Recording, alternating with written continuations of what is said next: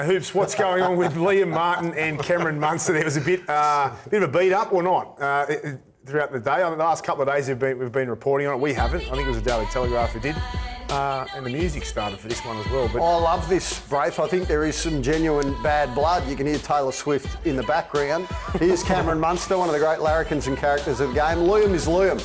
We probably didn't like each other in Aussie camps. He'll want to take my head off and vice versa. He was just trying to get under my skin and it worked a fair bit a few times. I have to go out there and not get frazzled and just take over.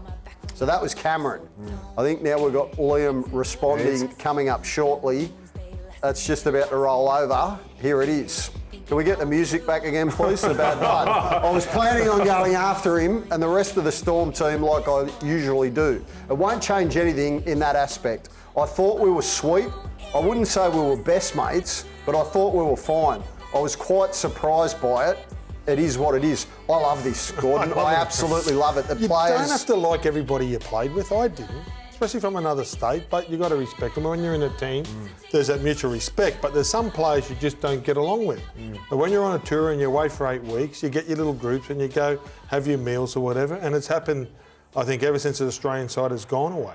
I just love players being prepared to speak their I love that it's honest. And it used to happen in your day all the time. Yeah. I remember you had a couple of great set twos with Ben Kennedy after State of Origin games and that sort of thing. And that's the passion that comes out in big games. There's a lot on the line. I think, Cameron, that was a bit of a sneaky little half a kick into Liam in the State of Origin. So you can see, Bulldog, where this stems from. You know what it smacks of to me? Queensland disliking any New South Welshman who dares to stick up for themselves. You want to go and have a crack at a Queenslander? How dare you? We are dominant. You can't come near us. So that's what Liam Martin's done. No, that's the way Cameron plays. But you can't Liam Martin did nothing except stick up for his state. And Liam Martin. The Queenslanders don't like it when you take it to them. And what did Cameron do? Just stick up for himself? With a knee. What? We're going with a knee. I don't want to burst anyone's bubble here, but I spoke to Cameron this morning and he was actually... He'd be laughing. He was a bit...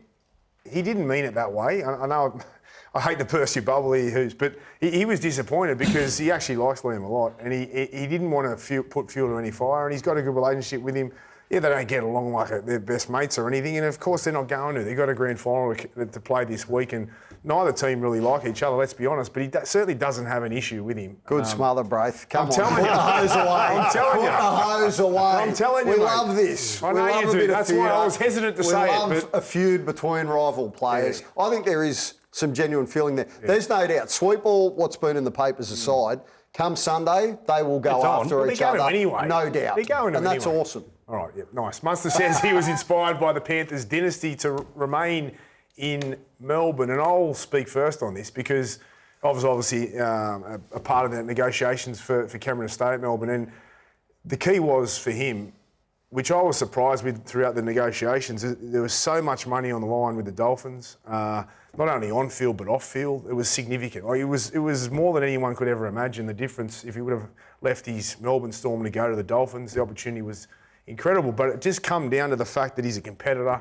and he wants to win premierships. And really, he can be validated this weekend by that decision if he wins the premiership, because it was really the sole focus. Well, I mean, he loves the joint. That's a reason. But the main one was he wants to win more premierships. And obviously, watching the Panthers, he actually rang me the second the Panthers won the premiership. He rang me straight away and said, "I'm staying." And I said, "You sure?" And he goes, "Yep, I want to win premierships." So it's right. It's actually a fact.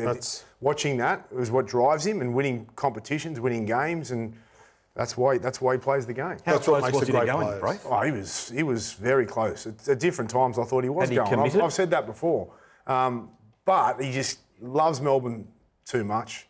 He loves winning too much. And that's his DNA. That's what he's made up of. To leave $1.5 million on the table, Gordy, that's a huge decision. It shows how much Cameron does care about the Melbourne Storm. But I remember this story. I think the Panthers smashed Parramatta in that grand final, and we'd actually finished work for the year, and then all of a sudden it broke that Cameron wanted to stay. And the reasoning was because he'd watched Nathan and watched him dominate in that grand final, and he was like, right, well, I want to be there again. I want to be back there. And here we are 2 years later, and the stage is set. So it's a great story. And to that too, at the start of this year, Hoops, I don't think anyone, if anyone did, it wasn't many. thought that Melbourne could win the comp, realistically. Everyone was saying they were short on forwards. They didn't really play great last year. They bowed out of the finals, and they weren't ahead of, the Panthers, Roosters, Broncos. They were, because they're so consistent and they perform so well every week. You put them in your top 4. You put them in the top 8 and probably 4th or 5th, right?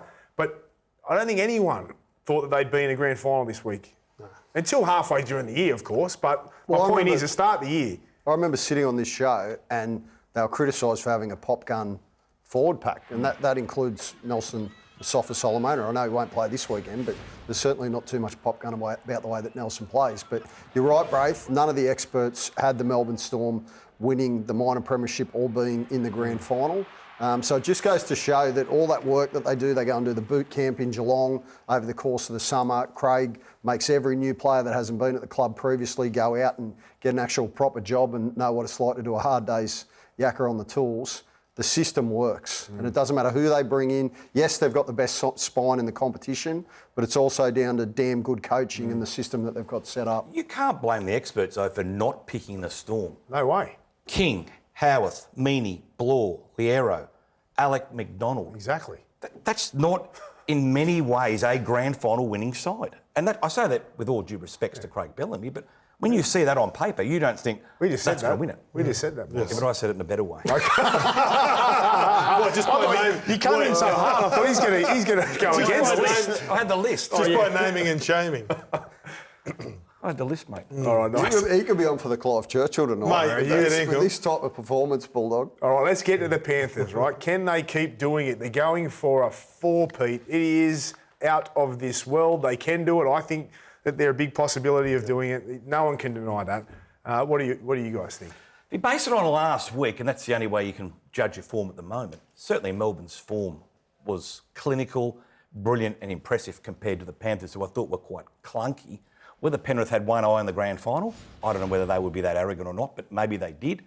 But based on that, I can't go past Melbourne Storm. No, I think they can do it. I thought at the beginning of the year, I'm thinking it's just because, and it's just history. I thought, in the modern era, no side's going to win 4. Halfway through the year, they started to get a bit wobbly legs. There was a lot of injuries. I'm thinking no. And now I think they can. I think it's a dead heat. It's a genuine toss of a coin, 50-50 game. It's going to be whoever grabs those big moments. But the thing that I think is a clear advantage for the Panthers is their grand final experience. Of course. They have got so many players in that side who've been there, done it, won it. They are tuned to the millisecond for this time of year. I think, to your point from earlier, Bulldog, I think against Cronulla that they probably did have one eye on making it through and having to come up against the heavyweights in Melbourne this Sunday. But Nathan Cleary, he still just knows if you're going when to off, hit the 40-20, when to come up with the try-saving tackle. Which is what matters in the grand final. And if you're going off the form of last week, you're spot on. Melbourne probably ahead. But that list is an example for me. That list have delivered all year. No, they have. But have they won a premiership? And do they know what it's like to deliver on the biggest stage of all when you've got the whole of Australia stop to watch you? And when you haven't won a premiership... They don't have to do anything special. The great thing about playing with but it comes down to big moments, and it comes down to handling pressure. And that's Munster, that's Hughes, that's Pappenhouse, and that's Grant. If those guys go out there and do their job, they'll be and right. they No Nelson, no Gordon. But that's the advantage. I'm trying to say Nelson. that's where Penrith have the advantage. Absolutely. That's where they have a clear advantage. And in front of 80,000 fans at a core stadium, you'd have to think 80% will probably be Penrith supporters. So it's going to be a very pro-Penrith crowd. They've had so much success at that stadium. They know every blade of grass. I think the Panthers should be favourites. I worry about Nathan's shoulder. I really do. He's been training all week as to how he falls. He's doing all these techniques in preparation. Are you serious? I'm serious. That's a he's good one tackle off being taken off the field, and if he goes off, he's not going back on again. And that would destroy Penrith emotionally and tactically. Can they not needle it? Well, he's claiming it's they a won't grand needle final. it. He's Well, claiming they won't needle it. I'm tipping they needle it because it's a grand final, and I'm tipping he gets through. He showed previously he has a phenomenal ability to be able but to if play your shoulder through comes out, Hoops, pain. you're not playing on. And that was an unorthodox tackle last week. I think it was on Young Hero, wasn't it?